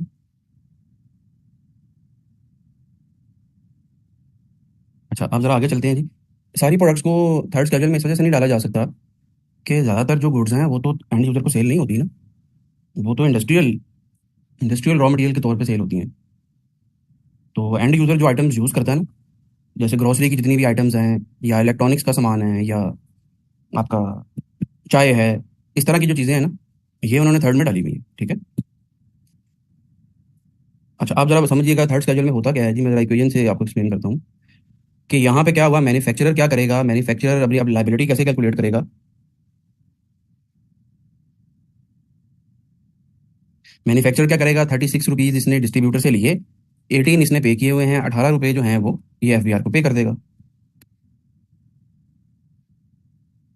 एफ बी आर कलेक्शन, ये 18। ठीक है। और 18 रुपये जो है वो एफ बी आर जो है वो कस्टम वालों से, जब आपने इंपोर्ट किया था रॉ मटेरियल या लोकल परचेज किया था तो लोकल सप्लायर से ले लेगा। तो अब हुआ क्या कि 18 + 18 36 जो है वो आपने एफ बी आर को जमा करवा दिए। और 36 का बर्डन जो है वो इस स्टेज के ऊपर डीलर या डिस्ट्रीब्यूटर के ऊपर है। डीलर या डिस्ट्रीब्यूटर क्या करेगा, वही प्रोडक्ट आगे 300 की सेल करके 54 रुपीज़ ले लेगा। 54 में से वो क्या करेगा, अपना 36 अपने पास रख लेगा और जो रिमेनिंग एक्सेस उसने कैलकुलेट कलेक्ट किया है वो एफ बी आर को जमा करा देगा। ये तब आप देखें इस स्टेज पे, थर्ड स्टेज पे टोटल जो है वो एफ बी आर को 54 रुपीज़ आ गए। और इन 54 रुपीज़ का जो बर्डन है वो होलसेलर के ऊपर है। अब होलसेलर क्या करेगा, वो भी अगेन आगे वही प्रोडक्ट रिटेलर को 72 की सेल करके अपना इनपुट 54 का जो है वो वापस ले लेगा और रिमेनिंग का 18 जो है वो एफ बी आर को जमा करवा लेगा। और लास्ट पे रिटेलर क्या करेगा जी, वही प्रोडक्ट आगे 500 की सेल करेगा, 90 का सेल्स टैक्स रिकवर कर लेगा एंड यूजर से, जिसमें से 72 जो अपना है वो उसकी अपनी पॉकेट में चला जाएगा और रिमेनिंग का जो 18 है वो एफ बी आर को पे हो जाएगा। तो अब आप देखें ये रिटेलर की स्टेज पे आके क्या हुआ कि इन सब लोगों ने 18 18 18 18 करके जमा करवाया टैक्स। एफ बी आर को टोटल 90 रुपीज़ आ गए और इन 90 रुपीज़ का बर्डन जो है वो सारे का सारा एंड यूजर पे शिफ्ट हो गया। ठीक है। तो आइडली तो सप्लाई चेन जो है वो इस तरह से वर्क करती है। आइडली का मैंने वर्ड यूज़ किया। अब पाकिस्तान जैसे मुल्क में सबसे बड़ा मसला क्या है, सबसे बड़ा मसला टैक्स बेस का है कि टैक्स बेस जो है वो इन्हेंस्ड नहीं हो पा रही। जो सेल्स टैक्स मैंने आपको बताया कि मैक्सिमम 2 लाख लोग रजिस्टर्ड हैं, यानी ये जो सारे लोग हैं ये, आप टीयर 1 रिटेलर को ही कैलकुलेट कर लें, मेरे ख्याल में टीयर 1 रिटेलर जो हैं वही पाकिस्तान में 10-15 लाख होने चाहिए। लेकिन नहीं है रजिस्टर्ड, टोटल रजिस्टर्ड नंबर जो है वो 2 लाख का है। और उन 2 लाख में से भी मेरे ख्याल में लाख या 1 लाख 20 के करीब हैं जो रिटर्न फाइल करते हैं, बाकी के जो हैं वो रिटर्न फाइल की भी जहमत नहीं करते। तो अब ज़्यादातर जो मसला है पाकिस्तान में वो ये यहाँ से ऑनवर्ड्स मसला है, यहाँ पे इन 3 लोगों का मसला है। ये जो मिडल मैन है ना, जो ट्रेडिंग करते हैं, dealer distributor wholesaler and retailer, ये सेल्स टैक्स में इनकी कोशिश है हद्दुल इम्कान के सेल्स टैक्स में रजिस्टर्ड ना हो जाए। सेल्स टैक्स तो दूर की बात है, इनकम टैक्स में भी नहीं होते ये रजिस्टर, इनकम टैक्स भी नहीं देते। तो इसका मतलब ये हुआ कि सप्लाई चेन में जब एक दफ़ा प्रोडक्ट डीलर या डिस्ट्रीब्यूटर के पास चली गई तो ज़्यादातर जो लोग होंगे ना वो अनरजिस्टर्ड होंगे। अब जब अनरजिस्टर्ड होंगे तो क्या वो sales tax F B R को जमा कराएंगे, ये वाला नहीं कराएंगे, वो खुद अपनी पॉकेट में डाल देंगे। तो आप और मैं सेल्स टैक्स जो पे करते हैं, हम तो ओबियसली हम मैन्युफैक्चर से डायरेक्ट तो नहीं खरीदते, हम तो खरीदते हैं रिटेलर से या होलसेलर वगैरह से। तो अगर ये रिटेलर या होलसेलर रजिस्टर्ड नहीं है तो obvious सी बात है सेल्स टैक्स जो है हमने पे कर दिया है, लेकिन एफ बी आर के पास नहीं जा रहा, वो इन लोगों की पॉकेट में जा रहा है। अब फिर एफ बी आर ने कहा यार ये तो एक बहुत बड़ा मसला है कि भाई ये जो प्रोडक्ट है वो एंड यूज़र तक सेल होते होते बीच में सप्लाई चेन में इतने ज़्यादा लोग अनरजिस्टर्ड हैं, तो हमें तो पूरा सेल्स टैक्स ही नहीं आ रहा ये 90 का। फिर उन्होंने एक स्कीम डिवाइस की जिसमें थर्ड स्केजुअल आइटम में उन्होंने कुछ आइटम डाली। अब ये बहुत ज़रूरी है जी आपको पता हो कि थर्ड स्केजुअल आइटम में, थर्ड स्केजुअल में कौन कौन सी आइटम्स आ रही है, एग्जामिनर नाम लेके पेपर में टेस्ट करता है। ठीक है। इनको आपने याद करना है अच्छी तरह से। याद नहीं कर सकते तो एटलीस्ट वो जो थर्ड स्केजुअल है 1 या 2 पेजर है, मैं आपको बल्कि एक्ट से ही पढ़ाता हूँ, वो 1 या 2 पेजर जो है उसको कोशिश करें कि रोजाना 5 मिनट 10 मिनट उसको निकाल के देखें ताकि वो प्रोडक्ट जो है आपके जहन में जहन नशीं हो जाए आपको। अच्छा अब वो प्रोडक्ट्स क्या हैं जी।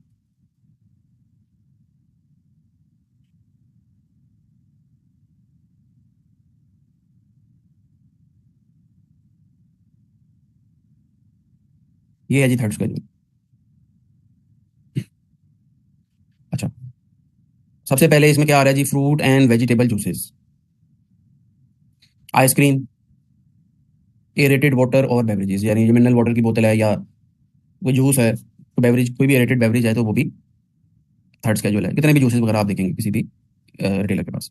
सिरप्स एंड स्क्वैशेस, आगे आप देखें, ये आपके लिए रेलिवेंट नहीं है लेकिन सिर्फ आपको reference- आगे देखें उसने पीसीटी कोड भी बताया हुआ है। तो वही कोई पूछ रहा था ना कि हमें कैसे पता चलेगा कि डिटर्जेंट्स के ऊपर सेल्स टैक्स क्या है, तो पीसीटी कोड से आप सर्च करोगे ना पाकिस्तान कस्टम टैरिफ में, तो आपको सब कुछ मिल जाएगा। अच्छा, फिर आपके cigarettes,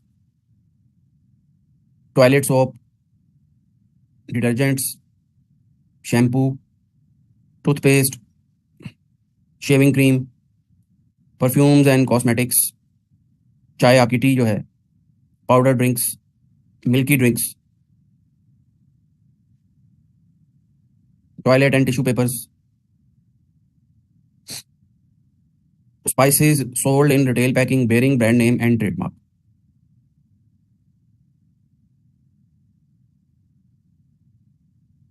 serial number different different है, मतलब जी आपके क्वेश्चन की मुझे समझ नहीं आई।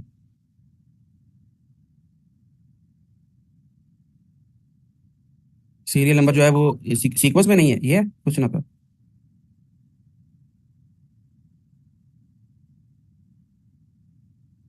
नहीं नहीं, वो 6 ही होगा यार, वो मिस्टेक होगी होगी।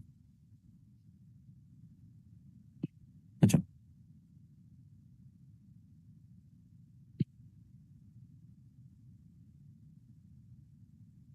अच्छा, आप जरा एक बात याद रखिएगा जी, ज्यादातर अगर आप आइटम यहाँ पे देखेंगे ना तो वो जर्नल आ रही हैं।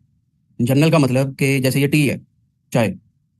अब चाय आपको पता है ब्रांडेड भी मिलती है और आपको पता है अनब्रांडेड भी मिलती है। कि आप ज़्यादातर तो आजकल आपको पता है ब्रांड का ज़माना है, तो ब्रांडेड चाय हर बंदे खरीदते हैं। लेकिन मुझे याद है मेरे बचपन में हम वो जनरल स्टोर से वो जो वो कौन सा स्टोर होता है उसे क्या कहते हैं, करियाना नहीं, वहां से खुली चाय भी ले लेते थे। खुली चाय भी सेल होती थी। हाँ, पंसार टाइप। वो तो अब स्टोर ही बंद हो गए हैं, वो सिर्फ बेचते ही ये मसाला जाते सिर्फ, यानी दालें बेच दी, चाय, गुड़, इस तरह के वो स्पेसिफिक स्टोर हुआ करते थे। अब वो जमाना खत्म हो गया, अब तो कोई भी नहीं लेता। तो इस बताने का पर्पज आपको ये था कि ये जो चाय है, चाहे ये ब्रांडेड है या येलो लेबल है, लिप्टन है, जो भी है ब्रांड, या ये खुली चाय है, उसने कहा कि भाई ये थर्ड स्केड्यूल में आ रही है, इसके ऊपर जो सेल्स टैक्स है वो रिटेल प्राइस पे लगेगा। इसी तरह ऊपर आप आ जाएं कि आइसक्रीम जो है वो वॉल्स की है या वो किसी रेडी वाले पे सेल हो रही है, वो थर्ड स्केड्यूल आइटम। ठीक है। अच्छा, अब ज्यादातर केसेस में ना यहाँ पे जो प्रोडक्ट्स आ रही हैं ना वो इस तरह से आ रही हैं, स्पेसिफिक स्पेसिफिक नहीं आ रही, जनरल है। जनरल का मतलब कि चाहे ब्रांडेड है चाहे अनब्रांडेड है, वो थर्ड है। कुछ प्रोडक्ट्स ऐसी हैं जो थर्ड स्केड्यूल में तभी आ रही हैं जब उनके साथ जो कंडीशन अटैच है ना वो मीट हो। अब ज्यादातर केसेस में एग्जामिनर क्या कर रहा है कि जिन प्रोडक्ट्स के साथ कुछ कंडीशन अटैच होती है ना, वो पेपर में पूछता है। और वो जो कंडीशन अटैच होती है ना, वो बच्चों को याद नहीं होती। जैसे अब ये पहली बात है कि मसाला जात जो हैं, अगर तो खुले मसाला जात बिक रहे हैं ना, क्या क्या आता है जी स्पाइसेस के अंदर? काली मिर्च है, नमक है, और क्या है? गरम मसाला है, ठीक है, लाल मिर्च वगैरह। हाँ, ये थर्ड स्केड्यूल में तभी आ रहे हैं जी जब ये ब्रांडेड है और ट्रेडमार्क के साथ सेल हो रहे हैं, शान वालों के हैं या और कोई भी ब्रांड है। अगर ये ब्रांडेड नहीं है, अनब्रांडेड है या ट्रेड मार्क उसके ऊपर नहीं लिखा नहीं है मार्क, तो ये थर्ड में नहीं आएंगे। ठीक है। थर्ड में नहीं आएंगे तो किधर जाएंगे? उसका जवाब सिंपल सा है, सिक्स में अगर आ रहे हैं तो एग्जाम हो जाएंगे। अगर सिक्स में नहीं आ रहे तो फिर सेल्स टैक्स लगेगा। सेल्स टैक्स किस वैल्यू पे लगेगा? इस वैल्यू पे लगेगा, एक्सपेक्टेड एक्चुअल सेल वैल्यू पे लगेगा।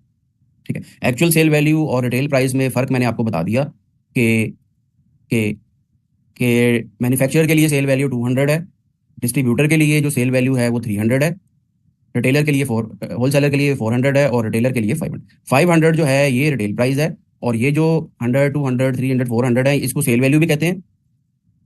और एक वर्ड लॉ में भी यूज हुआ है जो अक्सर बच्चों को कंफ्यूज करता है, ये भी आपने याद रखना है, इसे एड वेलरम भी कहते हैं। एड वेलरम का मतलब वैल्यू ऑफ सेल, जितने की आप प्रोडक्ट सेल कर रहे हो वो है एड वेलरम। ठीक है जी। तो अगर तो प्रोडक्ट ट्रेडमार्क कैसे ऑब्टेन होता है, ये तो हमारा टॉपिक ही नहीं है। अगर तो वो ट्रेडमार्क के साथ है, नेशनल वालों का कोई ट्रेडमार्क होगा ना, नेशनल फूड वालों का एक होता है ना ट्रेडमार्क, जब भी कोई आप ब्रांडेड प्रोडक्ट खरीदते हो, इवन नेस्ले का भी खरीदो तो उसके ऊपर नेस्ले का वो ट्रेडमार्क आ रहा होता है ना। तो वो ट्रेडमार्क कैसे मिलता है, आप ये क्वेश्चन कर रहे हैं मेरे से? ये तो वो कमर्शियल उसका कोई होगा ना तरीकाकार, वो टैक्स का टॉपिक तो नहीं है। अच्छा।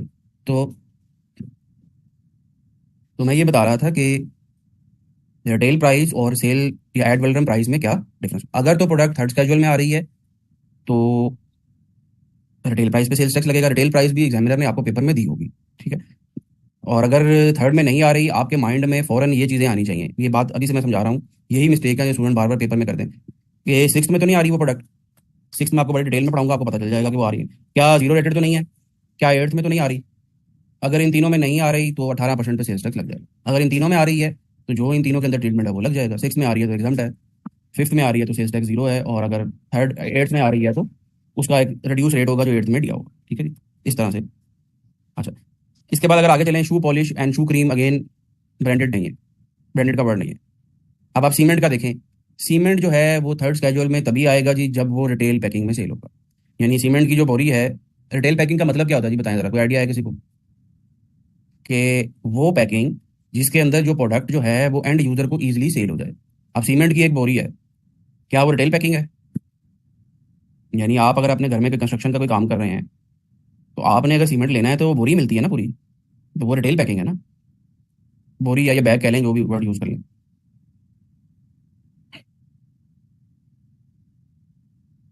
तो अगर तो सीमेंट का आप एक बैग या बोरी परचेज कर रहे हैं जाके, तो फिर सेल्स टैक्स जो है वो रिटेल प्राइस पे लगेगा। लेकिन अगर सीमेंट आप खुला खरीद रहे हैं, यानी मैपल लीफ वाले जो हैं, हो सकता है वो सीमेंट खुला भी बेच दें, या हो सकता है उन्होंने कोई बहुत बड़ा पैक बनाया हो जो इंडस्ट्रियल यूज में आ रहा हो, यानी जो रिटेल पैकिंग में ना हो। वो जो बैग है वो फॉर एग्जांपल 200 किलो का बैग है, तो उस केस में वो फिर रिटेल पैकिंग नहीं है। फिर किसके ऊपर सेल्स टैक्स चार्ज होगा? वैल्यू ऑफ सप्लाई के ऊपर, या वैल्यू ऑफ सप्लाई यानी सेल वैल्यू। और सेल वैल्यू को मैंने आपको बताया कि लॉ में जो वर्ड सेल वैल्यू के लिए एज अ सब्स्टिट्यूट यूज हुआ हुआ है वो एड वैल्यूम का है, ठीक है। अच्छा, मिनरल वाटर है या कोई बॉटल्ड वाटर है, थर्ड में है। आपकी हाउस होल्ड की जितने भी इलेक्ट्रिकल गुड्स हैं, including air conditioner, refrigerator, deep freezer, televisions, recorder, players, electric bulbs, tube lights, electric fan, electric iron, washing machines and telephone sets, ये सारे के सारे चाहे ब्रांडेड हैं चाहे अनब्रांडेड हैं, थर्ड में आ रहे हैं। फिर आपके घरेलू इस्तेमाल में जितने भी गैस के अप्लाइंसेज हैं, जिसमें आपका माइक्रोवेव ओवन आ जाता है, आपका गैस का हीटर आ जाता है, कुकिंग रेंज है, ओवन है, गीजर आ जाता है, या हीटर आ जाता है गैस का, ये सारे के सारे थर्ड स्केजूल आइटम है। अच्छा, फोम और spring mattresses and other foam products for household use. आप जरा देखें, यहाँ से मुझे क्वेश्चन ध्यान में आ गया है, सिर्फ आपको बताने के लिए, समझाने के लिए कि एग्जामिनर किस तरह से, कितनी माइन्यूटली और किस तरह से पेपर फाइनल लेवल पे बना रहा है। अब ये स्प्रिंग मैट्रेस या फोम जो है, ये थर्ड में कब है जी, बताएं क्या कंडीशन लगी हुई है इसके आगे? अगर आप ये स्प्रिंग मैट्रेस या फोम जो है ये घरेलू पर्पज के लिए बेच रहे हैं। आप ये देखिए, ये क्वेश्चन पेपर में आया हुआ है,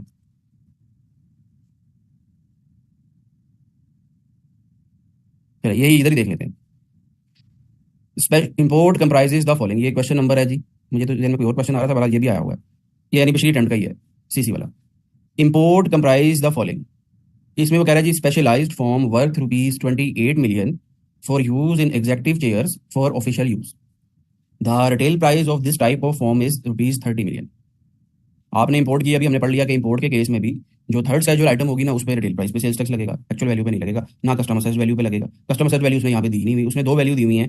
अगर तो पेपर में इंपोर्ट की उसने कोई बात की है और एक्चुअल वैल्यू बताई है, कस्टम वैल्यू नहीं बताई, तो फिर आपने यही अज्यूम करना है कि जो एक्चुअल वैल्यू है वो ही कस्टम वैल्यू, ठीक है। तो अब ये बताएं, यहाँ पे जो सेल्स टैक्स का आपको इनपुट मिलना था, वो 28 मिलियन पे मिलना था या 30 पे मिलना था? 30 पे नहीं मिलना था, कि ये तो उसने ऑफिशियल पर्पज के लिए ये फॉर्म यूज कर लिया। जबकि थर्ड में फॉर्म कब आ रहा है? जब आप उसको हाउस होल्ड पर्पज के लिए यूज करेंगे, ठीक है। अच्छा, इसी तरह एक ना सिनेरियो बेस्ड क्वेश्चन भी आया था। हाँ, ये है ये वो क्वेश्चन, ये 4-5 नंबर का क्वेश्चन सिर्फ एक लाइन के ऊपर आया था पेपर में। ये एक लाइन जिसने अच्छी तरह से पढ़ के समझ के पढ़ी हुई थी, ये वाली। ये क्वेश्चन है जी, कह रहा है जी, Sohrab private limited, a registered person is engaged in the business of manufacture and sale of foam and spring mattresses covered in third schedule। बच्चे को कंफ्यूज करने के लिए ना वो खुद से लिख देता है कि ये प्रोडक्ट जो है ना वो थर्ड स्केड्यूल है। अब स्टूडेंट क्या करते हैं कि वो आंखें बंद करके ना वो बस रिटेल प्राइस पे टैक्स करवा देते हैं। इस चीज़ को इग्नोर कर देते हैं कि ये वाला जो प्रोडक्ट थर्ड में आ रहा है ना, इसके साथ वहाँ पे एक कंडीशन अटैच है। तो मैंने क्वेश्चन में ये देखना है कि वो जो कंडीशन अटैच है वो फुलफिल हो रही है या नहीं हो रही। इन नवंबर 2024, SPL imported 16 100 square meters of high quality product packing foam worth rupees 2 million from Germany and supplied it to a renowned packaging industry in Punjab at a special price of rupees 1475 per square meter. However, such foam is usually sold in the local market at a retail price of 1525 per square meter. उसने बता दिया है कि retail price उसकी 1525 है, third casual item है, लेकिन आपने जो बेचा है जी वो एक रिनाउंड इंडस्ट्री है उसको बेचा है। क्या बताना था आपने इसके ऊपर? सेल्स टैक्स किस वैल्यू पे लगेगा जी? एक्चुअल वैल्यू पे, ठीक है, या एड वैल्यू?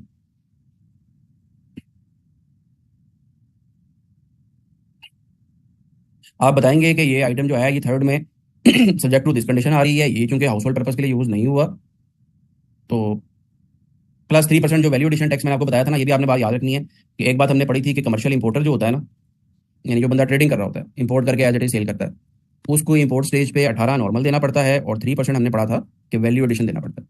लेकिन थर्ड कैजुअल आइटम के केस में 3% जो वैल्यू एडिशन है वो नहीं लगता जी।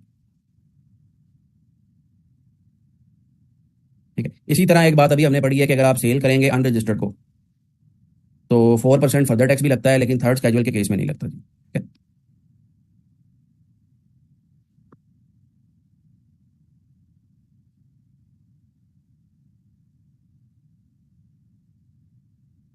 इसके पीछे क्या लॉजिक है वो मैं आपको अभी एक्सप्लेन कर दूंगा। वो उसने आपको पेपर में बताया हुआ है ना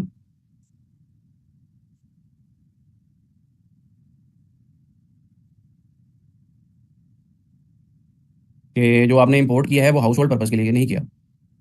जब आपने हाउस होल्ड पर्पज के लिए नहीं किया यानी आइटम थर्ड कैजुअल नहीं है, जब आइटम थर्ड नहीं है तो इंपोर्ट पे 21 लगेगा, और जब आप सेल करोगे तो एक्चुअल सेल वैल्यू पे 18 लगेगा। ठीक है,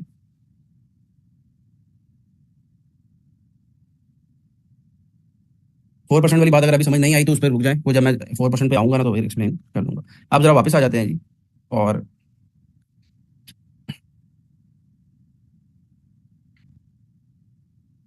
अच्छा, इन प्रोडक्ट्स पे आने से पहले मैं जरा आपको पहले रिटेल प्राइस का मैकेनिज्म बता दूं कि नॉर्मली तो सप्लाई चेन इस तरह से काम करती है जी। लेकिन अगर यही प्रोडक्ट जो है वो थर्ड कैजुअल आइटम है, लेट्स सपोज वो परफ्यूम है कोई, या मिनरल वाटर है, या टी है, तो मैन्युफैक्चरर क्या करेगा जी? यही मैं आपको थर्ड कैजुअल पे बता देता हूँ, ये सप्लाई चेन है। अब ये बड़ी इंपॉर्टेंट चीज़ मैं समझाने लगा हूं, तो जरा गौर से समझिएगा जी। ये अक्सर स्टूडेंट जो है वो गलती करते हैं। जब थर्ड कैजुअल आइटम होगी, मैन्युफैक्चरर ने 100 रुपीज़ का रॉ मटेरियल लोकल परचेज किया या इंपोर्ट किया, 18 रुपये का सेल्स टैक्स पे कर दिया, ठीक है, और 18 की उसकी लाइबिलिटी जो थी वो FBR को जमा हो गई। ठीक है, यहाँ तक तो बात क्लियर है, यहाँ तक। ठीक है, जाहिर सी बात है जो रॉ मटेरियल है वो तो थर्ड नहीं है ना। चाय को बनाने के लिए या परफ्यूम को बनाने के लिए या स्प्रिंग मैट्रेसेस या फोम को बनाने के लिए जो रॉ मटेरियल है हाउस होल्ड पर्पज की, वो तो थर्ड में नहीं आ रहा होगा, वो तो एक्चुअल वैल्यू पे आपने सेल्स टैक्स दे दिया कस्टमर वालों को या लोकल सप्लायर को, उसने FBR को जमा करा दिया। अब आपने वहां से सीमेंट लेट्स सपोज आपने बना लिया जी रिटेल पैकिंग के अंदर। अब आपने सीमेंट रिटेल पैकिंग के अंदर बना के 100 रुपीज़ का बेचा। आप डिस्ट्रीब्यूटर को जो सेल्स टैक्स चार्ज करेंगे वो, सॉरी, 200 का बेचा। आप डिस्ट्रीब्यूटर को जो सेल्स टैक्स चार्ज करेंगे वो कितना करेंगे जी? यानी आप इनवाइस जो करेंगे वो 200 रुपये की करेंगे, लेकिन क्योंकि उसने 200 रुपये देना है ना आपको, लेकिन सेल्स टैक्स किस वैल्यू पे लगेगा? 500 पे। तो हुआ क्या क्या आप देखें, एंटी माइनस मैन्युफैक्चरिंग स्टेज पे ही सारे का सारा जो 90 रुपये का सेल्स टैक्स जो ऊपर वाली इक्वेशन में रिटेलर तक रिकवर होकर जा रहा था FBR को, थर्ड के केस में मैन्युफैक्चरिंग स्टेज पे ही सारे का सारा जो सेल्स टैक्स है वो FBR को चला गया। समझ आ गई? ये थर्ड स्केजुअल आइटम की लॉजिक समझ आ गई है जी कि थर्ड स्केजुअल आइटम में मैन्युफैक्चरर के लिए क्यों जरूरी है कि वो रिटेल प्राइस प्रिंट करे, और किस तरह से जब वो FBR को पे करेगा तो होगा क्या कि ये सप्लाई चेन में जो लोग हैं, FBR कहता है चाहे चाहे रजिस्टर है चाहे अनरजिस्टर, मुझे कोई फर्क नहीं पड़ता, मैंने मैन्युफैक्चरर से ही सारे का सारा टैक्स ले लिया, क्योंकि मुझे पता है कि जिस तरह की प्रोडक्ट है एंड यूजर वाली, इसमें ज़्यादातर जो लोग सप्लाई चेन में है ना वो है अनरजिस्टर्ड। अब मेरे पास तो इतनी रिसोर्सेज नहीं है या इतनी सर कपाई की हमारे अंदर कैपेबिलिटी नहीं है कि हम एक एक बंदे के पास जाएं और इनको कहें कि तुम रजिस्टर्ड हो। ठीक है, इसलिए हमने आसान तरीका निकाल लिया है। आसान तरीका क्या है कि इंपोर्ट स्टेज पे रिटेल प्राइस पे ले लो सारे का सारा टैक्स। अगर इंपोर्ट नहीं हो रही, third stage item locally manufacture हो रहा है, तो मैन्युफैक्चरर से सारे का सारा जो टैक्स है वो रिटेल प्राइस पे ले लो। ठीक है, तो FBR को अब 90 रुपये यहाँ पे चले गए। अब जरा आगे देखिए सप्लाई चेन में क्या होगा कि डीलर या डिस्ट्रीब्यूटर जो है वो होल सेलर को 300 की बेचेगा प्रोडक्ट, लेकिन डीलर या डिस्ट्रीब्यूटर ने 90 रुपीज़ जो है ना वो पे किए हुए हैं मैन्युफैक्चरर को, तो उसने रिकवर नहीं करने। सेल्स टैक्स का कॉन्सेप्ट वहीं पे रहेगा कि बर्डन सारे का सारा एंड यूजर पे आना है। तो अब वो सेल्स टैक्स किस वैल्यू पे चार्ज करेगा जी? 500 पे करेगा। ठीक है, यानी उसका इनपुट और आउटपुट इक्वल हो गया और उसको 90 रुपये रिकवर हो गए डिस्ट्रीब्यूटर के। होल सेलर क्या करेगा, होल सेलर आगे 400 की प्रोडक्ट सेल करेगा, लेकिन सेल्स टैक्स कितनी वैल्यू पे लगाएगा, 500। और रिटेलर 90 रुपीज़ ले लेगा आगे से एंड यूजर से। तो अल्टीमेटली हुआ गया कि थर्ड में भी 90 का 90 रुपीज़ का जो बर्डन है वो एंड यूजर पे पड़ा, लेकिन कलेक्शन जो है वो मैन्युफैक्चरिंग स्टेज पे ही सारी की सारी एफबीआर को चलेंगी। ठीक। अब पेपर में बच्चे गलती क्या करते हैं कि अब आपने ये बात याद रखनी कि यहाँ पे इस इक्वेशन में देखें कि मैं अगर होल सेलर की एग्जांपल ले लूँ, होल सेलर की परचेज प्राइस है 300, और होल सेलर की जो सेल वैल्यू है या सप्लाईज जो हैं वो हैं 400 की। लेकिन होल सेलर का इनपुट किस वैल्यू पे है, 500 पे, और आउटपुट किस वैल्यू पे है। एग्जामिनर ने अगर आप थर्ड, इसका मतलब ये हुआ कि अगर आप थर्ड स्केजुअल में ट्रेडिंग कर रहे हैं, यानी परचेज करके सेल कर रहे हैं, तो ना आपने इनपुट परचेज वैल्यू पे लेना है, ना आपने आउटपुट सेल वैल्यू पे लेना है। आपने इनपुट भी रिटेल प्राइस पे लेना है और आपने आउटपुट भी रिटेल प्राइस पे। ये स्टूडेंट अक्सर मिस्टेक कर देते हैं कि ट्रेडिंग के केस में जो इनपुट होता है ना वो एक्चुअल वैल्यू पे ले लेते हैं। तो ट्रेडिंग के केस में इनपुट भी रिटेल प्राइस पे होगा, आउटपुट भी रिटेल प्राइस पे होगा। हाँ, अलबत्ता अगर आप मैन्युफैक्चरिंग कर रहे हैं, चाहे आप लोकल रॉ मटेरियल खरीद के कर रहे हैं, चाहे आप इंपोर्ट करके कर रहे हैं, उसमें रॉ मटेरियल के ऊपर जो इनपुट है वो एक्चुअल वैल्यू पे होगा। यहाँ तक बात क्लियर होगी जी, आगे चलें। कोई क्वेश्चन है किसी का? अच्छा, अब जरा थर्ड स्केजुअल आइटम्स को कंप्लीट कर लें जी। फिर वो कहता है जी paint, distemper, enamels, pigments, colours, varnishes, gums, resins, dyes, glazes, thinners, इस तरह के पेंट से रिलेटेड जो भी पॉलिशीज वगैरह हैं, ये सारे के सारे थर्ड स्केजुअल आइटम है। लेकिन कब है जी? अब अगेन यहाँ पे ये अपने पास मार्क करें अपने पास रजिस्टर में या ऑर्डिनल में, यहाँ पे भी रिटेल पैकिंग का वर्ड है। ये थर्ड में तभी है जब रिटेल पैकिंग, यानी इसका मतलब है तीसरी आइटम रिटेल पैकिंग के साथ आ गई। पहली हमने पढ़ी थी स्पाइसेस वाली, ये दूसरी हमने सीमेंट के बारे में पढ़ा, और तीसरा ये पेंट वगैरह वार्निशेस वगैरह। फिर ये लुब्रिकेटिंग ऑयल वगैरह, ब्रेक फ्लूइड, ट्रांसमिशन फ्लूइड, जितने भी लुब्रिकेंट्स होते हैं ये गाड़ियों वगैरह में, ये बाइक्स वगैरह में डलते हैं, या मशीन वगैरह में डलते हैं, ये भी थर्ड स्केजुअल आइटम तब है जी जब रिटेल रिटेल पैकिंग में सेल हो रहा है। इंडस्ट्रियल पर्पज के लिए अगर आप कोई भी सेल करेंगे, थर्ड नहीं है। स्टोरेज बैटरीज वाला पॉइंट कई दफा पेपर में आ चुका है, क्योंकि रीजन क्या है, यहाँ पे कंडीशन क्या लगी हुई है जी, excluding those sold to automotive manufacturers और असेंबलर्स, के जो स्टोरेज बैटरीज हैं, अगर आप गाड़ियों के मैन्युफैक्चरर्स को या असेंबलर्स को बेचोगे, यानी होंडा वगैरह को बेचोगे, सुजुकी वगैरह वगैरह को बेचोगे बैटरीज, स्टोरेज बैटरीज, तो फिर सेल्स टैक्स जो है वो एक्चुअल वैल्यू पे लगेगा। लेकिन गाड़ियों के मैन्युफैक्चरर के अलावा या असेंबलर्स के अलावा अगर आप स्टोरेज बैटरीज किसी को भी बेचोगे, सेल्स टैक्स जो है वो एक्चुअल वैल्यू पे लगेगा, रिटेल प्राइस पे लगेगा, सॉरी। ठीक है, तो ये चौथी कंडीशन आ गई, ये चार याद कर लें अच्छी तरह से अभी से आइटम्स। टायर्स के बारे में वो कह रहा है जी, tyres and tubes excluding those sold to automotive manufacturers और असेंबलर्स। का मतलब ये हुआ कि टायर्स और स्टोरेज बैटरी दोनों को इकट्ठा करके याद कर लें कि टायर्स और स्टोरेज बैटरीज जो हैं ये अगर ऑटो के मैन्युफैक्चरर्स को बेचोगे तो एक्चुअल वैल्यू पे सेल्स टैक्स लगेगा, वरना रिटेल प्राइस पे लगेगा। ठीक है, motorcycles, auto rickshaws open ended हैं जी, चाहे ब्रांडेड है चाहे अनब्रांडेड है, रिटेल प्राइस पे। बिस्किट्स जो हैं ये अगेन रिटेल पैकिंग का वर्ड है साथ, तो बिस्किट्स को आप कंबाइन कर लें सीमेंट के साथ, आप उसके साथ कंबाइन कर लें स्पाइसेस के साथ, और पेंट पेंट वगैरह के साथ या लुब्रिकेटिंग ऑयल के साथ। ठीक है, ये चार retail packing. Tiles open ended है जी, कोई ब्रांडेड वगैरह का नहीं है। ऑटो पार्ट्स, इन ऑटो पार्ट्स में भी वही ऑटोमेटिव मैन्युफैक्चरर्स के लिए बचत है कि ऑटो के मैन्युफैक्चरर्स को बेचोगे तो सेल्स टैक्स जो है वो एक्चुअल वैल्यू पे लगेगा। और ये आखिरी आइटम जो है ना, ये इस दफ़ा थर्ड स्केजुअल में एंटर हुई है, समझ लें, ये ऐड की गई है, ये है जी डैप। अच्छा, DAP stands for diammonium phosphate, ये फर्टिलाइजर की एक प्रोडक्ट है, और जितनी भी बड़ी बड़ी कंपनीज हैं ना पाकिस्तान की फर्टिलाइजर की, फॉर एग्जाम्पल एंग्रो फर्टिलाइजर है, फौजी फर्टिलाइजर है, या फातिमा फर्टिलाइजर है, ये इसको सेल करते हैं। ठीक है, मेजर यही मैन्युफैक्चरर्स हैं इनके या इनके ट्रेडर हैं। ये इस दफ़ा थर्ड स्केजुअल में ऐड हुई है, और इसकी इंपॉर्टेंस इस पॉइंट ऑफ व्यू से है, ये अब आपने याद रखनी है। डैप डी अमोनियम फास्फेट ये फर्टिलाइजर की एक प्रोडक्ट है। ठीक, जिस तरह यूरिया होती है ना, खाद होती है, खाद ऐसा मिलेंगे किस्म की, बस इतना याद रखना। अच्छा, बता मैं ये रहा था कि इसकी सिग्निफिकेंस क्या है कि ये इस दफ़ा थर्ड स्केजुअल में ऐड हुई है। अगर आप एट्थ स्केजुअल में जाएंगे ना, एट्थ स्केजुअल है रिड्यूस रेट वाला, तो वहां पे भी ये आ रही है 5% के ऊपर। इसका मतलब क्या, कोई प्रोडक्ट अगर एट्थ में भी आ रही है और थर्ड में भी आ रही है, तो जरा बताएं जी क्या मतलब है उसका। कि सेल्स टैक्स तो उस पर 18 नहीं लगेगा, 5 लगेगा, लेकिन एक्चुअल वैल्यू पे नहीं लगेगा या एक्स फैक्ट्री वैल्यू पे नहीं लगेगा, बल्कि रिटेल प्राइस पे लगेगा। ठीक है जी, आज का लेक्चर हमारा इतना ही है। कोई क्वेश्चन है किसी का तो बताएं जी, बाकी की बातें थर्ड स्केजुअल अच्छी तरह से पढ़िएगा, मैंने आपको कंप्लीट पढ़ा दिया थर्ड स्केजुअल। बाकी की बातें इंशाल्लाह कल होती हैं। अल्लाह हाफिज़। नहीं अच्छा पापा आपको पता है क्या हुआ? हम खेल रहे थे, ठीक है, तो ना महाकर्ष की एक चीज है ना शीशे में रखने के, उसका यहाँ से खून निकल है। किसने मारा? हाँ,